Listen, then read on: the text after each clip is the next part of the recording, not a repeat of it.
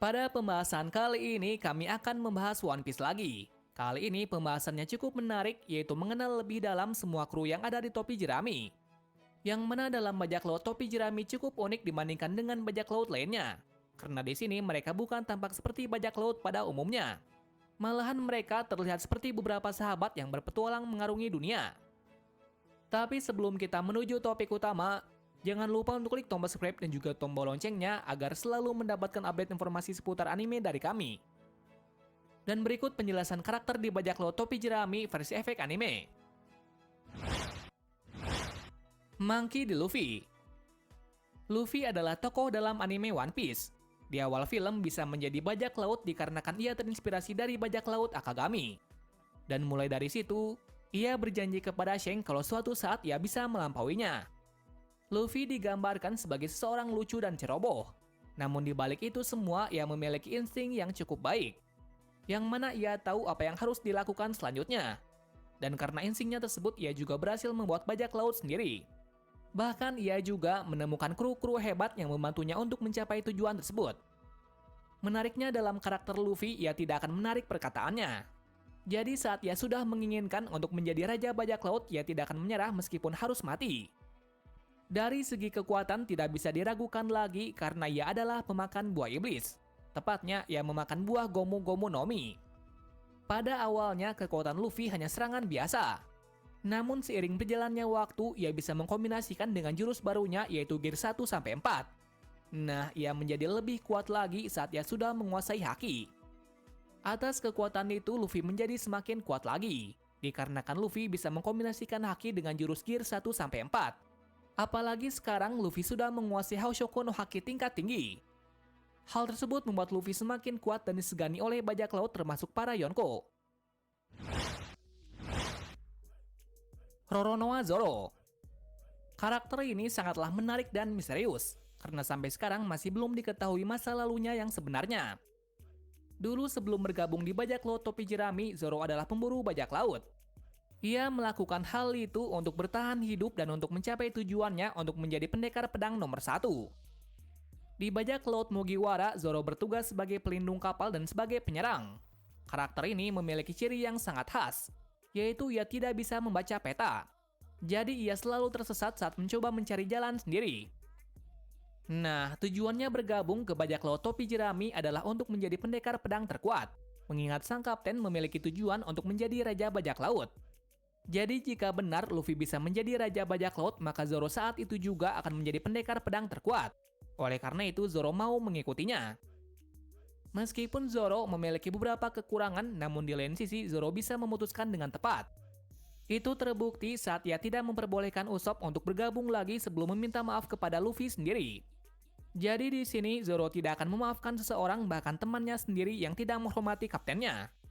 Kedua, saat ia berani mempertaruhkan nyawanya kepada Kuma agar Luffy tidak jadi dibunuh. Nah, hal ini adalah hal yang paling keren dari Zoro. Jadi dengan sifat Zoro yang seperti ini, ia pantas menjadi wakil kapten dari bajak laut topi jerami. Saat sebelum time skip, Zoro adalah orang yang kuat. Namun ia jauh lebih kuat lagi saat sesudah time skip. Apalagi ditambah dengan kekuatan haki yang ia punya. Dan sejak saat itu, Zoro berhasil mengalahkan orang-orang kuat pula. Bahkan saat ini ia belum mengeluarkan kekuatan penuhnya. Kemungkinan besar Zoro akan mengeluarkan kekuatan penuhnya saat di pertempuran besar di Arc Wano Kuni. Vinsmoke Sanji. Dulu kala Sanji adalah seorang pangeran dari kerajaan Germa. Namun suatu hari ia melarikan diri karena ayahnya dan para saudaranya sering membulinya karena lemah. Sejak saat itu ia pun pergi ke lautan dan bertemu dengan si kaki merah. Nah, mulai dari sini, ia belajar menjadi koki kepada si kaki merah untuk berterima kasih. Namun suatu hari, Luffy dan yang lain meminta Sanji untuk menjadi krunya. Karena sekarang Luffy membutuhkan seorang koki. Nah, itu adalah perjalanan singkat saat Sanji bergabung ke kelompok topi jerami. Sanji digambarkan sebagai seorang koki yang menyukai kebersihan. Maka dari itu, saat ia bertarung, ia hanya menggunakan kaki. Jadi tangannya untuk membuat makanan saja. Tujuan bergabungnya ke topi jerami adalah untuk mewujudkan impiannya, yaitu untuk melihat lautan All Blue. Dari segi kekuatan, Sanji lebih dominan ke arah kakinya saja. Jadi sejak saat bergabung ke topi jerami, ia memperoleh beberapa kekuatan yang membuatnya menjadi kuat. Apalagi sekarang ia mendapatkan Red Suit dari kerajaan Germa.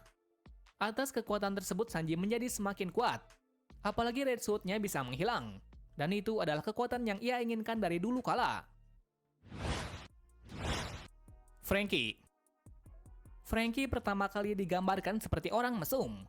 Kenapa demikian? Karena ia hanya memakai baju dan celana. Meskipun ia memakai pakaian yang seperti itu, ia memiliki sifat yang sangat jantan, di mana ia tidak akan meninggalkan pertarungan apapun yang terjadi. Itu terbukti saat melawan salah satu bawahan dari Doflamingo. Di kapal topi jerami, Franky bertugas sebagai orang yang memperbaiki kapal. Bahkan dulu ia yang membuat kapal Sanego. Nah, tujuan bergabung ke topi jerami adalah untuk mencapai impiannya untuk menjadi pembuat kapal terbaik di dunia.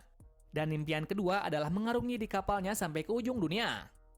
Dari segi kekuatan tidak diragukan lagi karena ia adalah manusia setengah robot. Jadi seiring berjalannya waktu, Franky bereksperimen terhadap dirinya sendiri untuk menciptakan senjata terkuat. Usopp. Dahulu kala sebelum Usopp bergabung ke topi jerami, ia dikenal sebagai pembohong oleh desanya. Dan setelah bergabung ke topi jerami, Usopp berkeinginan untuk mewujudkan perkataan kebohongannya.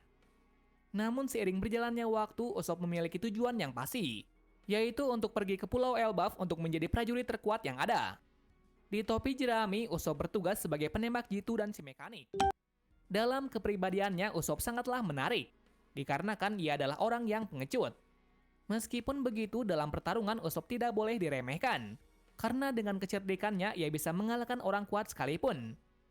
Satu hal yang membuat karakter Usopp unik adalah ia memiliki keberuntungan yang